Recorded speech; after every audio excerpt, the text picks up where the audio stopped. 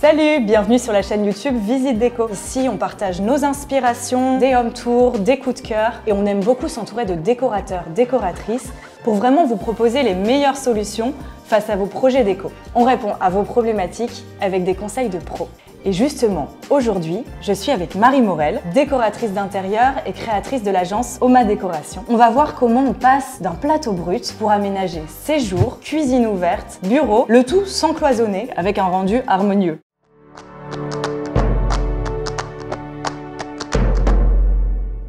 Ici, on se trouve au cœur de l'île, dans un co-living de 9 chambres. On va voir comment on est passé de ça à ça.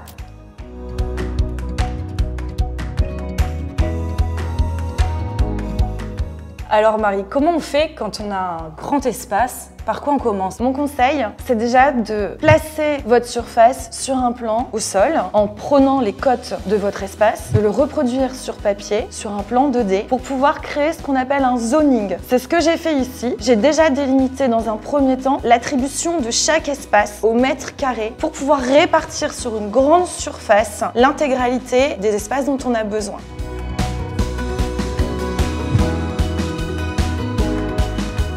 Quand on a un grand espace, c'est important de penser à la circulation, que rien ne vienne entrecouper vraiment les passages. On est parti de cette porte qui nous mène à la partie séjour. Depuis cette porte, on a créé un axe central qui dessert toutes les zones du séjour. On accède à la cuisine, à la salle à manger, au salon TV, à l'espace détente bureau.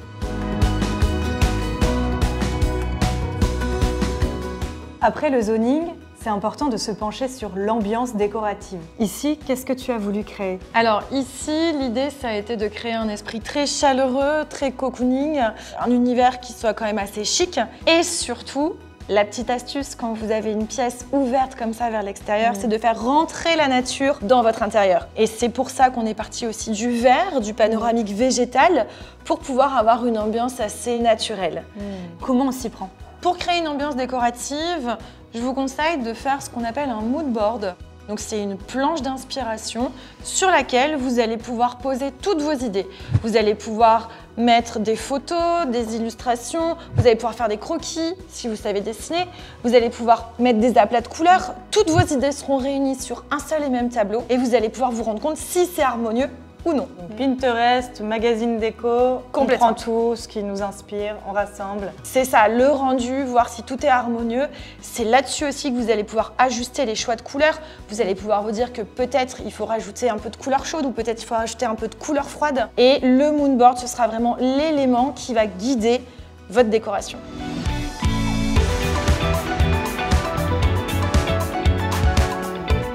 Une fois qu'on a fait ça, qu'est-ce qu'on fait, Marie? La grande problématique, c'était de pouvoir conserver la lumière qui venait uniquement de cette grande baie vitrée. La contrainte, c'était de ne pas mettre de cloison. On a par exemple créé un aplat de couleurs pour pouvoir séparer visuellement la partie salon TV. On a ensuite séparé la cuisine du salon avec ce claustrat à mi-hauteur pour pouvoir conserver la lumière qui vient de cette baie vitrée. L'autre astuce, c'est aussi l'utilisation de papier peint. On a utilisé un sublime panoramique de chez Isidore Leroy qui délimite vraiment l'espace salon détente.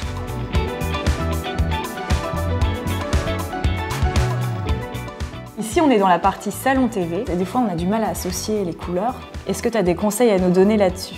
Je vous conseille de partir d'un chromatique. Ici, on a associé une couleur chaude et une couleur froide, le jaune et le vert. Ou alors, vous pouvez aussi partir sur des camailleux. Qu'est-ce que ça va permettre justement d'associer couleur chaude et couleur froide? Ça va créer quelque chose d'harmonieux, un équilibre qui va se créer à l'intérieur, puisque trop de couleur chaude peut parfois amener un côté un peu agressif et trop de couleur froide, un intérieur qui ne sera pas du coup chaleureux.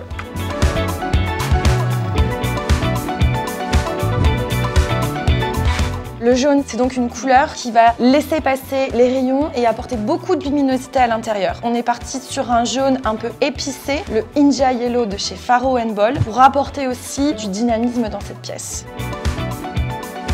On a joué sur le camailleux de vert, on a un vert forêt, le vert de terre de chez Faro & Ball et on reprend tous ces verts-là dans le panoramique Isidore Leroy où on a un camailleux de vert incroyable qui vont vraiment être harmonieux avec le jaune.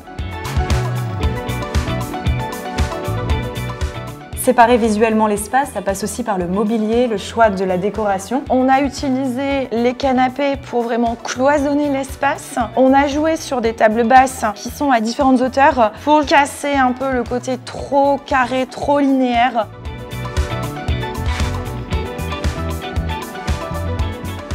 Pour créer une ambiance, on va jouer avec les différentes sources lumineuses. On a le magnifique 70s de chez Market Set qui va vraiment habiller la hauteur du salon. Donc n'hésitez pas, si vous avez des belles hauteurs sous plafond, à mettre un luminaire qui va vraiment remplir visuellement l'espace. On va aussi jouer avec des lumières annexes comme ce sublime lampadaire de chez AMPM signé Galina. On va pouvoir créer une atmosphère un peu feutrée puisque la lumière passe à travers le canage. Et on a aussi rajouté les deux petites lampes. On a joué sur le côté symétrique pour avoir un équilibre qui se crée dans ce salon.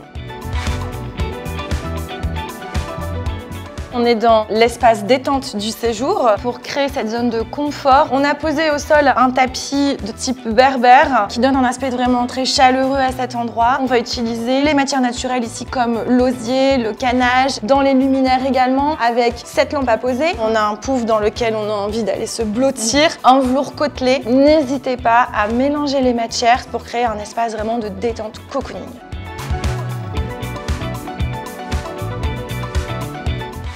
On est nombreux à faire du télétravail aujourd'hui. Est-ce que tu as des astuces à nous donner pour créer un espace en plein cœur de l'espace de vie? Faites en sorte que votre bureau s'intègre complètement à votre séjour. L'astuce, ça a été de séparer avec des claustras pour ne pas couper la hauteur sous plafond. Ça laisse passer la lumière. Exactement. On reprend le India Yellow pour créer une espèce de box dans lequel on sera vraiment au top pour travailler. Fixer une bibliothèque bureau directement au mur. Elle vient de chez Skloom. Ça permet d'avoir un espace qui prend moins de place et qui s'intègre vraiment dans un esprit salon puisqu'on a une bibliothèque et un bureau. On est dans l'espace cuisine et salle à manger. Quand on a un espace comme ça grand ouvert, il faut que tout se réponde côté couleur, décoration. Et donc on reprend les mêmes codes couleurs, le jaune et le vert aussi dans le mobilier. On fait toujours un rappel des matières naturelles à travers ces sublimes suspensions bambou de chez Forestier. L'astuce, ça a été de mettre des petites touches de noir, souvent dans des éléments en métal. C'est une couleur tout de suite qui va rendre l'atmosphère chic. On finit cette vidéo dans la cuisine, ça devient une pièce maîtresse de la maison et ça doit être à la fois fonctionnel, convivial, chaleureux. On a axé la cuisine autour de cet îlot central pour avoir du plan de travail supplémentaire et pour apporter un côté convivial. C'est aussi une bonne astuce de rangement, ça permet aussi d'avoir ce côté fonctionnel. Ici, il y avait une problématique aussi de luminosité. Le blanc, c'est quand même une couleur qui dégage beaucoup de lumière. Qui va pouvoir capter la lumière, la redistribuer, pas cloisonner l'espace par une ambiance trop sombre. On a joué sur le côté très design des hôtes avec la petite touche de noir. On en a fait des éléments purement décoratifs. Marie, merci beaucoup pour tous ces conseils déco, ces astuces. Et on peut te retrouver sur ton compte Instagram Oma Décoration. Tout à fait. Et si cette vidéo vous a plu, n'hésitez pas à la liker, la partager. Dites-nous en commentaire si ces conseils vous ont aidé. Et je vous dis à bientôt pour une prochaine vidéo. Ça va pas du tout. Parce que du coup, on repart du début du coup. Non, tu peux le refaire pour Clémentine. J'ai dit quoi? Clémentine. Il se mord là-bas. Mais c'est Mathias, je vois son petit rictus, il me fait rire. Non, Mathias. À bientôt. Salut. On le salue, hein. Le moment de solitude.